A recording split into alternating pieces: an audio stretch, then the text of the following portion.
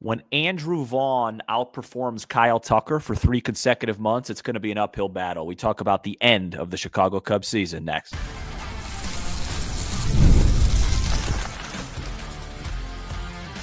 You are Locked On Cubs, your daily Chicago Cubs podcast, part of the Locked On Podcast Network, your team every day. You are Locked On Cubs, part of the Locked On Podcast Network, your team every day. Alongside Sam Olber, I'm Matt Cozy. Sam and I are lifelong fans, taking our passion into a discussion with you on all things Cubs. Today's episode is brought to you by FanDuel. Right now, new customers can bet just $5, and if your bet wins, you'll get $300 in bonus bets to use across the app. Download the FanDuel app today.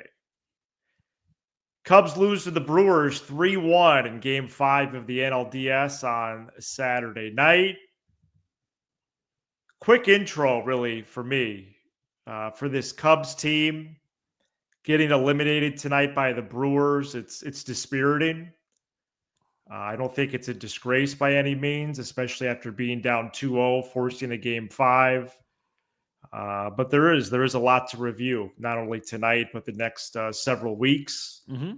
I think our first few years of doing the show, we've been quicker to turn the page. I think with this team, for better or worse, we could spend more time with what happened. And sometimes you do just lose. And this defeat, Sam, completes the 2025 season for the Cubs.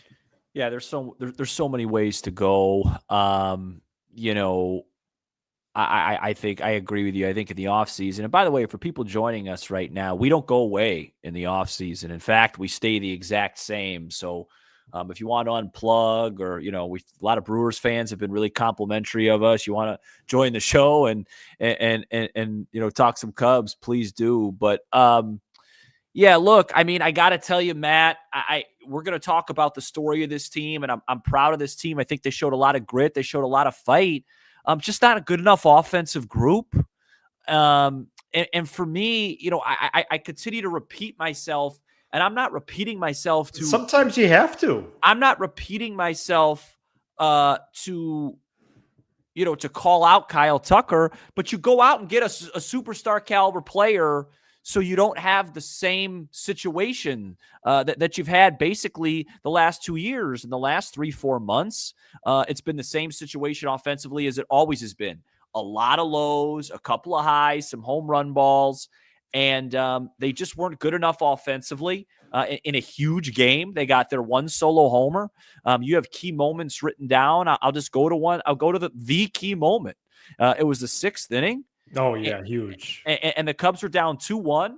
They had 2 men on, nobody out, a 3-1 count, Ashby to Tucker. Tucker's not really overwhelmed by lefties, has great numbers against Ashby, gets a 3-1 pitch right down the middle, swings through it.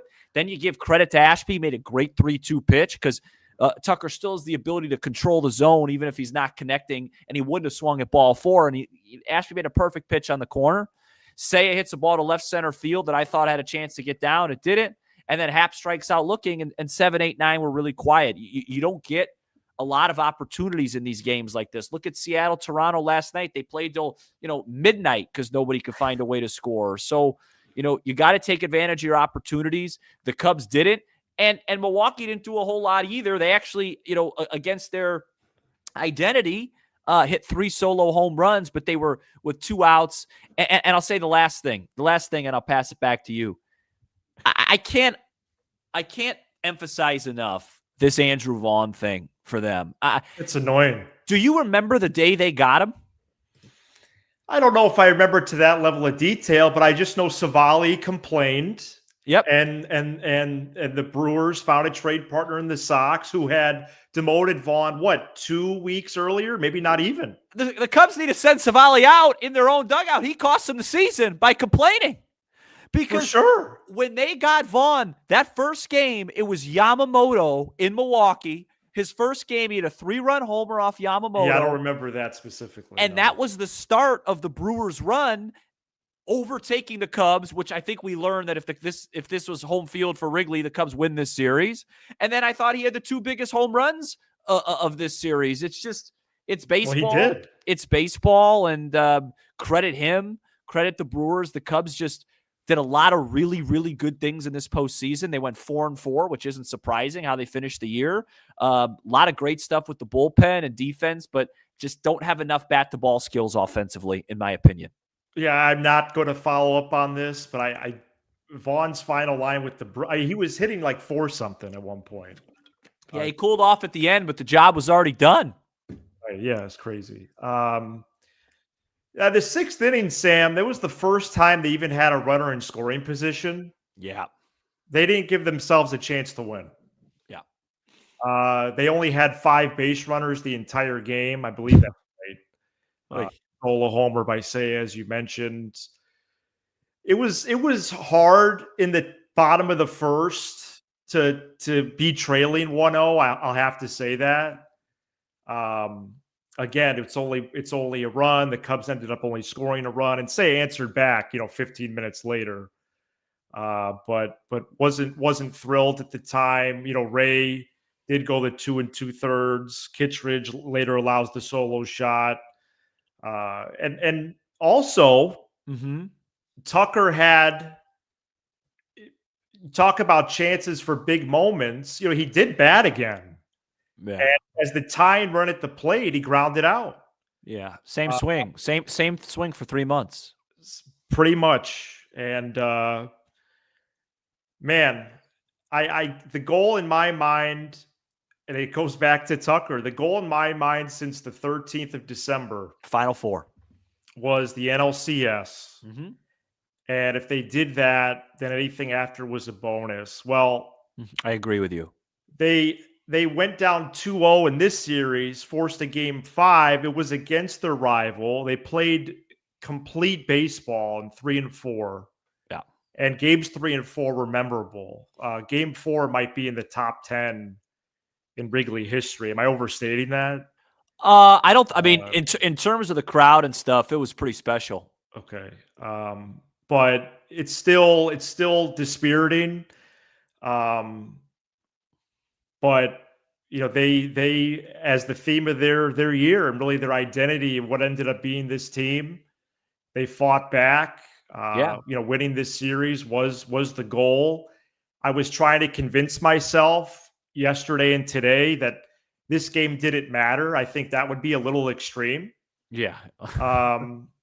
But they made it. They got close, and it's not good enough to what the goal was from 10 months ago when they made that trade. But what a series! Yeah, I think the thought is that if they won this series, they kind of maxed out what was possible, especially with what was, who they were missing pitching wise.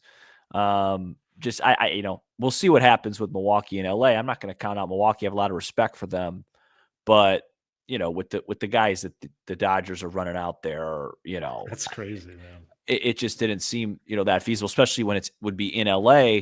But so you're right. I mean, it came down to this. And like I said, I said on the show the other night, regardless of what happens tonight, I think this team earned some respect that it did not have coming into the playoffs. And I'll be honest, I don't think they even had it after beating San Diego. I think they earned that respect by getting the job done in games 3 and 4 against the Brewers, which we'll talk about. They went 4-1 at home in the postseason and 0-3 on the road. Wow. So well, you used the word proud in your first comments. Yeah, I am. I think I look back at this team positively because I don't think they're that good, right? So when you don't think they're that good, you can't sit here and scream about them getting beat in a game 5. And I think we need to talk more about that and where this team's going to be looked at. There's so much stuff in the offseason too. I mean, we're going to be, this will be our first ever offseason where like day 3, we don't have to worry about rumors. We got an actual team to reflect on. I know. And just a little teaser for that for sure. Yeah. Like you said, 5 days a week and so much to unpack. 92 wins, First postseason appearance in a full year since 18. First postseason series win since 17, though expanded playoffs. All right, let's keep this train moving along right after this. Brought to you by FanDuel. The NFL season is here, and FanDuel is an offer you don't want to miss. Right now, new customers can bet just $5 to get $300 in bonus bets if you win. That's right. Pick a bet, put down $5, and if it hits, you'll unlock $300 in bonus bets to use across the app. Well, it's officially football season in Chicagoland, and I think a lot of eyes will turn to Monday Night Football this week, where the Bears go to our nation's capital. Opened at 5.5, closed at 4.5. See if they could cheer up a lot of sad Cub fans that'll be frustrated over the next 48 hours. So what are you waiting for? Visit FanDuel.com to download the FanDuel app today and get started. Shout out to the everydayers. You can become a Locked On Cubs everydayer by joining us for every episode throughout the week. Yeah, we'll be here 5 days a week. There's maybe an eight week period, January, February, when we're 3-4 days a week, but otherwise we're a full boat every single week. All right. It was a blank season. Sam, I was thinking peculiar to fill in the blank, but I want to make my case for something else. Okay. The Cubs never won or lost more than 5 games in a row, which is a main reason it was peculiar. It was just weird. They lost 3 or more in a row only 5 times. They won 3 in a row, a league leading 15 times or more. League leading 48-25 in games following a loss, which lines up from the last 20 seconds of my claim here. But this team did always fight back. And I would go as far as to say they stopped the bleeding, and many times they did it quick. And yes, they went 33-31 over the final 64. There was a stretch in there or two where it felt tighter, felt a little clunky, multiple players offensively with cold streaks, a pitching staff that was up and down. Maybe some of that was overblown. Maybe it was justified. And then to top it off, you have the wild card, you have the NLDS, what happened. And I think in the end, the way I'm filling in the blank is the 2025 Cubs had a hard-fought season. And they were fighters, man, the whole time. Yeah. I think, not surprisingly, I think mine is a little longer. I would look back at this season initially, like right after they lost, and my initial reaction would be, it was a step in the right direction, but they got to figure out Milwaukee. It's just that I just think Milwaukee ruined the season, and I'm not just saying that because they beat them in the DS. They ruined the season by them winning 97 games. How many conversations did we have both on and off the air about, all right, Sam, they're still having a good season. Yep, you're right. I got to slow down. I got to stop watching Milwaukee. But at the end of the day, if Milwaukee wins 91 games and this game is at Wrigley Field tonight, we're talking about the Dodgers. Was this team good enough to win a World Series? I don't think so. But with Horton healthy, with Steele healthy, and maybe a little bit more bat-to-ball skills, I do think they got a shot. But this Milwaukee team, and it's not, let me be very clear. It's not that the teams have big gaps between each other. We just saw them. I believe now they finished the season 9-9 versus each other in 18 games. Yeah. But the organizations still do. Because the Cubs are working with $90+ million. They should be able to field a team that is better than these guys. And that's credit to Milwaukee. But, that's why you go get they're not going to trade for a guy like Kyle Tucker. They don't have a name like that on their team. It used to be Yelich. It's not anymore. And that just didn't do what it needed to do. And I think that's why I was so frustrated the second half. It wasn't just as much as the Cubs were struggling, but I'm just watching this team and it's like, this is a problem. And I think they're really close. I definitely don't think the Cubs fear them. I definitely think the Cubs feel like they are as good as them, but they got to figure that out next year. With all due respect to St. Louis, with all due respect to Cincinnati, I'm not into the whole, well, let's have a Cinderella run at the wild card. You got to find a way to win this National League Central and make a statement. But like you said, I do think there's a step forward. The pitching infrastructure, I thought this year really took some steps forward. You got seasons from Brad Keller that you never get. The Cubs never get that castaway reliever. And Thielbar, Pomerantz, I know Pomerantz gave up a run today. Palencia made some huge strides. I mean, that was a really big step. We're not going to have to waste a lot of time in late February next year panicking about the bullpen, because I believe they showed us what they could do there. We know about Pete. I think there's a lot of questions over at third base that we'll get to maybe in some of my solo shows in the offseason. Offensively, that just looks broken right now. Yeah, they might be pursuing someone for that spot. Yeah. Nico Horner was sensational. Oh, man. PCA at times was electric. Kelly was good. Bush was great. And I got to say this on camera, live. Seiya Suzuki, whatever happens to him, because maybe he gets traded in the offseason or a walk year. Mm-hmm. He delivered, man. He delivered. Even in that spot with 2 on, 1 out, that was a really good swing of the bat and was really, really close to making a difference in this series. He delivered when it mattered most. It's always a roller coaster with him, but my hat's off to him. He had a really good series and a really good postseason when it mattered most. And I did not think that was going to happen. Yeah, and I thought his last AB actually put a good swing on it too. He did. Yeah, just got under it a little bit. So need more bat-to-ball skills on this team. Move the baseball. Hit the ball to right field. Hit and run. Get a bunt down. You get some clutch hits. There's not enough bat-to-ball skills. This team's too much waiting. Well, I'll start doing some research on who they could get that fits that category. Because wouldn't you say they have one of the best in baseball at that in Horner? Absolutely. He's one of the best pure hitters in the game right now, right? Yeah. I think he is. Yeah, he is. They're one more guy like if they had a guy like that at third base, this lineup's complete.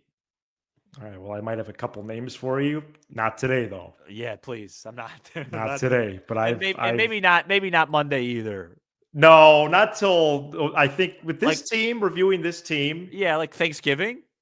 November. Yeah, No, I think earlier than that. But you got the month right. Okay. All right. Yeah, I like usual. How you went through that was great. I think using the word ruin is your personal choice. Yeah. I think over the course of 162, I just can't get there. Yeah, that's fair. Especially given their head-to-head record. That's fair. You're right. And every year now, they need to be a playoff team. Yeah. Especially why Council's still here, man. Well, in 2020, why did they bring him in otherwise? Well, in 2027 in June, we might just have them all on the show at the same time. They're not going to be doing anything. Well, that's true. But that next step of the ladder to surpass the Brewers, given the infrastructure in place up there, and given their losses, they won't trade for Kyle Tucker. Sam, they've traded away Kyle Tucker. Corbin Burns, Josh Hader, Devin Williams. They lost Willie Adames in free agency. They win, and they win. It's a great organization. So solving that next step is key. Boy, did Murphy manage a good game tonight. I will never be upset with a playoff appearance, but it is crystal clear that despite a 9-9 head-to-head record, that there is work to be done. There's some meat left on that bone. The putt on the green is just a bit to the left or the right or short, whatever it is. And how they're going to do that? Every day, Ann. I'll look into it, but we will, throughout the winter time, but especially when it comes time to target new players. But yeah, it's still sitting here. Yeah, it's tough. This is a tough show. It's hard. It's yeah, hard I mean, they played real games for almost literally 7 months. Yeah, you said it really well. And I want to say this. The Cubs are close to this. They're starting to show some signs, particularly on the pitching side. I think that's right. Kate, in your sermon there, Cade Horton. Sam, Cade Horton might be the top of the rotation starter they've been looking for. Yeah, stay healthy. No, 100%. And I mean, I think they're really close on the pitching side. I think they got to get a little bit more creative, a little bit more flexible offensively. Now, you could counter and say, well, what are you talking about, Sam? Game 5, it came down to 4 home runs. They hit 3, you hit 1. That was it. But to me, it really came down to 2 on, nobody out. You could put the ball in play. Yeah, it was the top of the 6th. Or do that. But listen, I got a really important question for you that I want to ask you after the break. All right, let's do that coming up next. Also, another small free agent teaser, Sam, because Keller, Pomerantz, and Thielbar are all free agents. And I don't know if because of their age, I don't know, and Keller's velo at the end, I'm not sure if we do see them again in Cubs uniforms. We're going to have to wait and see. No, my head's starting. I'm not ready for that. All right, Sam will pose a question to me right after this. This episode is brought to you by Monarch Money. Most people can't name all their financial accounts or even what they're worth, whether it's 401ks, properties, or investments. And when you don't have the full picture, you can end up leaving money on the table. That's why there is Monarch Money. It's an all-in-one personal finance tool that brings your entire financial life together in one clean, easy-to-use interface on your laptop or your phone. Monarch is built for people with busy lives. If you put off organizing your finances, Monarch is for you.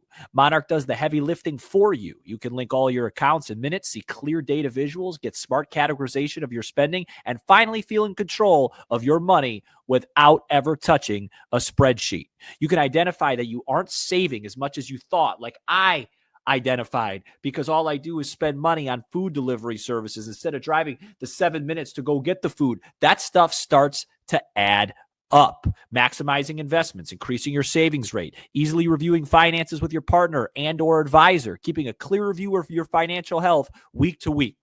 So don't let financial opportunities slip through the cracks. Use code LOCKEDONMLB at monarchmoney.com in your browser for half off your first year. That's 50% off your first year at monarchmoney.com with code LOCKEDONMLB.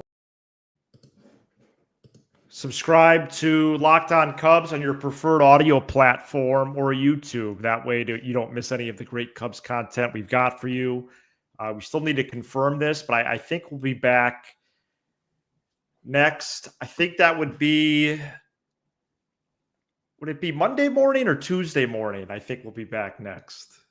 Tuesday morning, probably. Yeah, right? I think Tuesday morning, and we'll very likely be in the pending breaking news. Yeah, mornings for a long time. Yeah. Yep. All right, Sam, what's your question?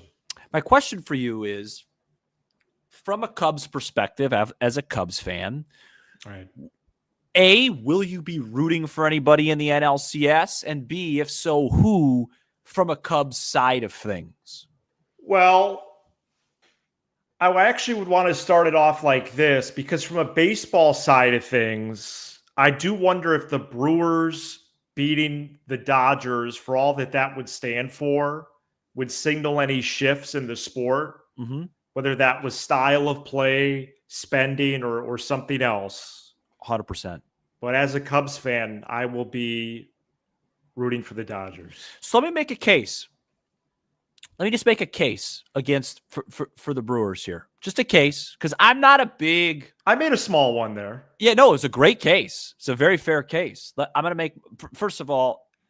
But do they get past Ohtani, Snell, Yamamoto, and Glasnow? It would be... first of all, and remember, they already are 6-0 against them this year. I mean, which is really weird, and I just feel like that might change. and by the way, that 6-0 might have cost the Cubs the division and an NLDS appearance, if the Dodgers just do what they're supposed to do, but whatever. And what if those was out of the All-Star break? Yep, in Chavez Ravine. Here's the case for the Brewers. All right. If the Brewers find a way to upset them, kind of shows the Cubs are right there.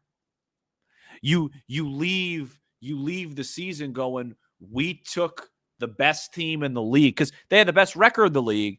If they beat the Dodgers, I don't really care what happens in the World Series. If you beat this Dodgers team in 7 games, you should get a separate trophy. You're the best team in the league. Yeah. Especially if you had the best record in the league, and you say to yourself, hey, you know what? It wasn't just us. And we took them to 5 games and are right there. Versus if the Dodgers do what a lot of people think the Dodgers are going to do, which is take them out in 5, it's like, first we got to solve the Brewers. And then, like, what do you do against this team? You know what I mean? It just makes more mountains. Because ultimately, I think you were correct. The goal this year was to make a Final Four run, to really start feeling playoff baseball. And you know what? 4-4 against the Padres and Brewers is nothing to be embarrassed about. It's nothing to it's nothing to celebrate about, especially when all 4 of those games came at home, which is going to be another separate offseason conversation. Because I think the Cubs have to, like, if the Cubs can find a way to get home field in the playoffs, they'll go. I mean, Wrigley is. I mean, they are. Yeah, but will people want to play here though? Exactly right. No, I'm serious. No, I'm not joking. No, I know. Offensively, my voice. Correct. Hitters. Yeah. Yeah, hitters. Pitchers should be lining up. They would want to play here. If you're in a contract year, you just line up, pitch here, give up. How do I get to the Cubs? But I think, I just think I think I'd feel better in the offseason starting the show going, hey, we took the best team to 5 games versus. We're in this battle with Milwaukee for who's the best. And it is a battle, by the way. It isn't. I don't want to make it seem. I don't want to come out here and be like the Brewers own the Cubs. That's not the case. They split 18 games this year. Yeah, it just didn't happen. And we're separated. And we're separated out by 4 or 5 games. It's just that with the amount of money that they spend versus what we spend, and it just doesn't. Yeah. You know what I mean? It's just so frustrating that they're still here. With 92 wins, it should have been enough. It should have been enough to win a division. It should have been enough to go play the Dodgers, who, by the way, only won 93. That was a big story. Yeah. So, I don't know. That's my case. I'm looking forward to that series just because it does have Cubs. It does have Cubs ramifications. And just 2 teams in the AL that have gotten over the hump as well. Yeah, just in terms. Yeah, that doesn't do much for me because I'm pretty hurt by this. So I usually take a little when the Cubs make the playoffs and lose. That's usually a break for me. Like I didn't watch much 2020 coverage. Yeah, if the Bears are 5-4 going into that next Vikings game, that would be actually nice. Yeah, I can't go there. Illinois lost by about 97 today to the Buckeyes. Did Iowa win? Yeah, today's Saturday. Did Iowa win today? Well, they were up 17-0 after the first quarter. All right. Well, you were in Iowa. They won 37-0 over Wisconsin. Wow. Yeah, Wisconsin. Well, at least one Wisconsin team struggling. Man, look, it was a lot of storylines from this team. Yeah, it was a really from the Tucker trade on, one of the most interesting teams to talk about. Yeah. The PCA stuff in the first half, I think, was as big of a story as any in baseball. Obviously, he fell off. The Tucker thing will be a huge, I'll go as far as to say exhausting storyline in the offseason because we all know how it's going to end. But all in between, there's a lot of good there. And I think my biggest takeaway from this team is I really respect their ability to get off the mat. Matthew Boyd got off the mat after game 1. If Shota got a chance today, I think he would have got off the mat. Jameson Tyone got this team off the mat after they lost to the Padres and pitched really well when former Cub Yu Darvish couldn't even make it through the first inning. And that was a really good Padres team that they beat. They're no slouches. That was a memorable moment by him. Yeah. So to me, it just came down to just putting the bat on the ball in clutch situations and not getting that big homer, but finding a way to get that big hit. If it was a homer, great. And they just couldn't do it. And they haven't been able to do it really, to be honest with you, since Ben Zobrist did it on a November Wow. night in 2016 consistently. Yeah. Yeah, that's the road. That's the road ahead for sure. Is to The do Andrew it Vaughn year part of after this, year. though, the Andrew Vaughn part of this, though, will make me lose sleep. It will. Mm. Because, I just looked up his numbers, like 860 OPS in a Brewer uniform. Crazy, man. And that home run he hit today and the home run he hit off of Shota, I think were probably the, outside of Happ's 3-run homer, the two biggest homers of the series. Yeah, no, I think that's clear. I think that's clear to me. All right. We're just getting started, really. This is only the start of what's ahead here. I really think the rest of the month will be about 2025. And then after that, we'll be starting to turn the page. We'll be back very likely Tuesday morning with more recap of the season. I think on Tuesday itself, Sam, Jed Hoyer will speak. So that will be Hey, Matt, can I just interesting. can I interrupt you Yeah. for 1 sec? Yeah. When the Brewers took their team photo, Yeah. they had a flag. They flew the L with a flag on it. What are your thoughts on that? Yeah, I think that's a disgrace by them. It's a disgrace. I Yeah, think they should be ashamed of themselves. Okay. Well, they're rubbing it in, right? Is that good-natured rubbing, or is it more of a lowbrow? Yeah, I think it just kind of shows you the rivalry in the city. I think the Cubs win that. They don't, you just move on. But to them, it's a big win, and It is because last year yeah, right. was a Listen, really tough exit for them. I don't subscribe much to that stuff. I've never been a big, like, if I lose, what am I going to say? Right. Yeah, and I'm performing a little bit. It's just it's a little tacky if they did. Yeah, that. no, it is. It's a bit tacky for sure. Especially considering the fact they're in 48 hours they got to play the Los Angeles Dodgers, and they're worried about making fun of the Cubs. Right. Yeah. We'll see. We'll see what happens the rest of the postseason. Well, at least it's gone well for the Bears against the Packers lately. And we'll be here all off season long. This is Locked On Cubs, part of the Locked On Podcast Network, your team every day. For your second listen, check out Locked On MLB Game Night, every game, every night, all season long. Get local analysis on a national scale. Find MLB Game Night on the Locked On MLB channel on YouTube or wherever you listen to podcasts. All right, after the last game for a long time, this is Locked On Cubs. He's Sam Olber. I'm Matt Cozy. This is Locked On Cubs.